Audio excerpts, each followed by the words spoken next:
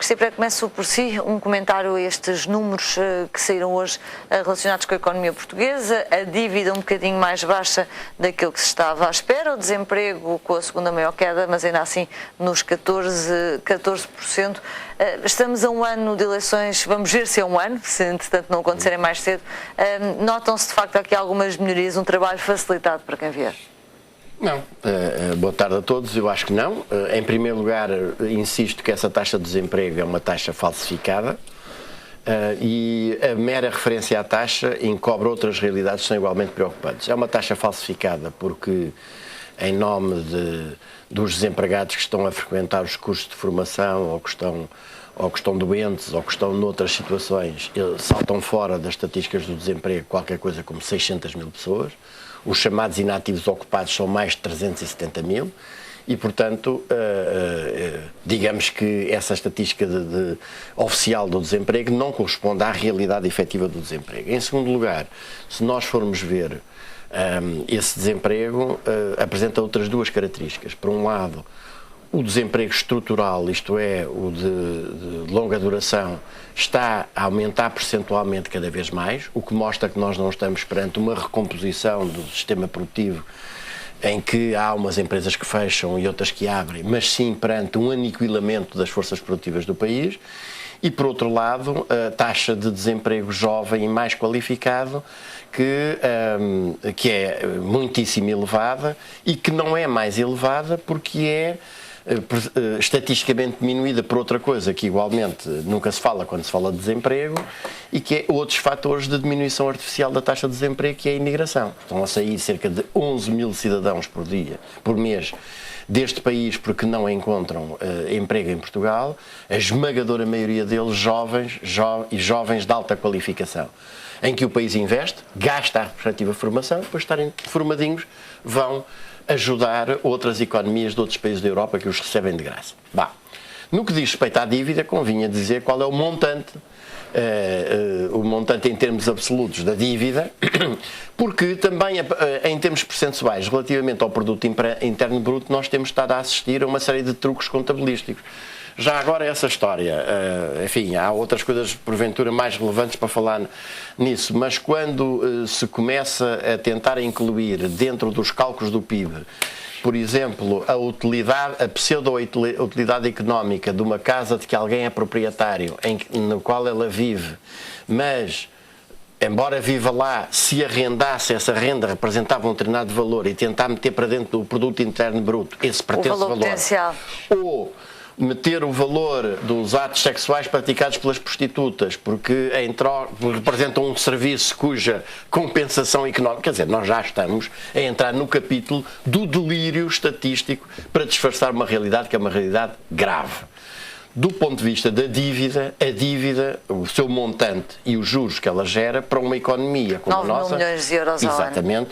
Ou seja, é uma dívida absolutamente impagável e, portanto, isso coloca, de facto, na primeira linha de debate político, precisamente aquilo que os dois candidatos a primeiro-ministro do PS não debateram em nenhum dos debates. Ou seja, o que é que vão fazer é esta dívida que é verdadeiramente impagável. Garcia Pereira, o Fundo Monetário Internacional hoje veio dizer que está na altura de haver investimento público para os que podem fazê-lo, ou seja, não é para todos. Portugal fica de fora destas contas. Relativamente à questão da dívida e pensando naquilo que seria uma margem para o Governo poder investir de facto em postos de trabalho, por exemplo, a verdade é que António Costa, a ser uma alternativa ao Primeiro-Ministro, veio dizer no segundo debate que a dívida, segundo fontes europeias que ele tinha, não era um assunto que estivesse em cima da mesa, renegociar termos dessa dívida. Estamos mais ou menos esclarecidos sobre aquilo que vai acontecer se António Costa ganhar, ou seja, é muito igual àquilo que há no Governo. Mas permita-me só uma observação que eu não posso deixar passar em claro. Ao aumento do salário mínimo nacional para o valor que foi fixado agora, representa um aumento de 4,1%, que é apenas 60% do valor da inflação verificada desde o momento em que ele foi ilegalmente congelado, isto é, o início de 2011 e o final de 2013. Portanto, é disso que nós estamos a falar. Ou seja, é um valor irrisório apenas e tão só para que o valor real que ele tinha em 2011, quando foi paralisado, se mantivesse. Segundo ponto, a criação dos postos líquidos de trabalho importará salientar que esses postos líquidos de trabalho não são verdadeiros empregos. Grande parte desses postos são a colocação de desempregados, que são, entre aspas, requisitados aos centros de emprego e postos mediante o pagamento do passo social e valores remuneratórios irrisórios a fazer o trabalho que deveria ser desempenhado por um trabalhador no efetivo. Terceiro ponto, agora relativamente àquilo que António Costa faria ou não faria. Primeiro, espero sinceramente que António Costa não faça, bem como Passos Coelho também não faça, porque o que se pode retirar das eleições do PS são várias coisas de que não vejo nenhum analista e comentador referir. A primeira coisa que eu acho que é importante salientar é que inscreveram-se expressamente para ir votar naquelas primárias 248.475 militantes e simpatizantes. Votaram 174.516, ou seja, houve 73.909 pessoas do Partido Socialista, entre militantes e simpatizantes, que, tendo-se inscrito expressamente para ir votar, afinal decidiram que nenhum daqueles indivíduos merecia o seu voto. E decidiram, seguramente porque chegaram à conclusão, que nenhum daqueles indivíduos era uma alternativa de esquerda. Portanto, toda a esquerda do Partido Socialista, a juventude trabalhadora e estudantil, os trabalhadores de base do PS, não votaram em nenhum deles. Esse é um dos desafios de António Costa, como é que agora vai abraçar a esquerda? O segundo desafio é que Costa conseguiu ser eleito sem dizer uma palavra do que é que falará, sem definir uma medida do que é que vai. O que é que Costa, sobre aquela mentira, aquele embuste da agenda para a década, numa década que vai a meio, portanto, vai cavalgar 2 décadas, porque para 2015, uma agenda da década, apanhada da década de 10 e de 20.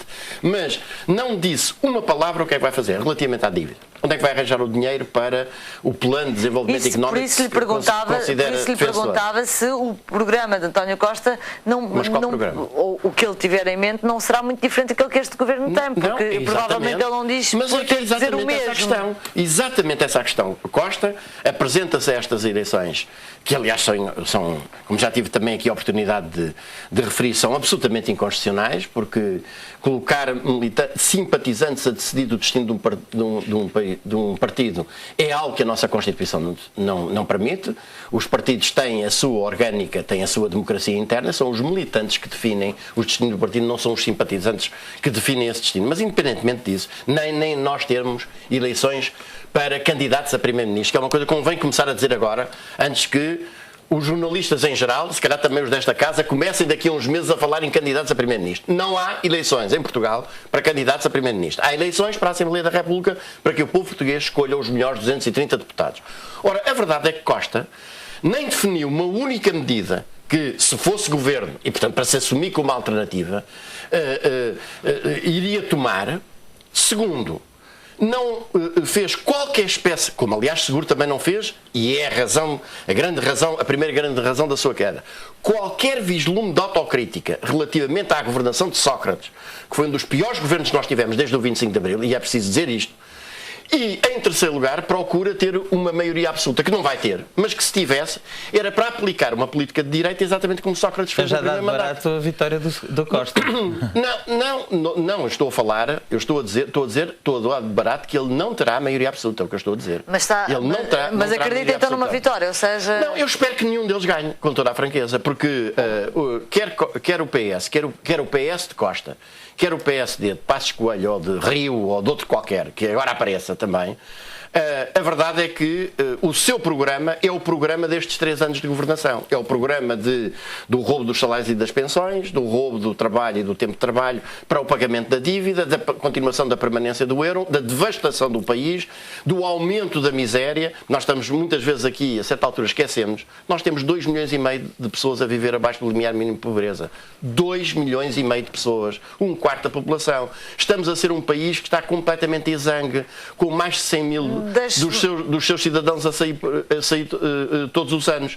E para uma governação dessas, evidentemente que o senhor Costa não representa nenhuma alternativa, e por isso mesmo o que os cidadãos devem reservar, quer ao PS, quer ao PSD, é não votar nesses partidos e antes votar à esquerda. Paulo Portas pareceu já estar aqui algo disponível para haver consenso. Isto vai ser um ano em que o Bloco Central se vai formar e com, ou o CDS está à procura do seu lugar antes que saia de cena. Em primeiro lugar, dá-me vontade de rir o Luís Gomes falar num Presidente da República faccioso a favor de um determinado partido e de repente esqueceu-se de falar de Cavaco Silva. Como se Cavaco Silva não fosse o sustentáculo do governo do PSD. Mas Cavaco Silva disponibilizou-se para haver eleições este ano. Não fosse um disponibilizou-se para haver eleições este ano. Quando convinha a Seguro, e Seguro não hesitava em deitar fogo ao próprio Partido Socialista para se entender com o Cavaco. O grande aliado de Seguro foi Cavaco e essa também é uma das razões da sua queda.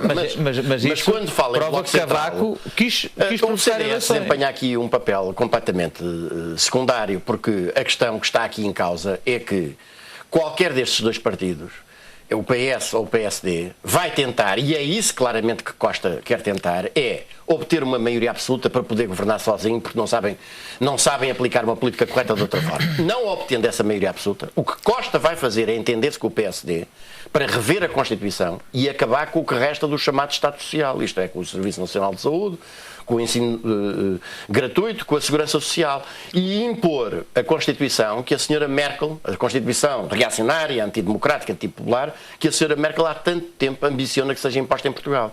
E é isto que Costa vai fazer, e é por isto que Costa se cala.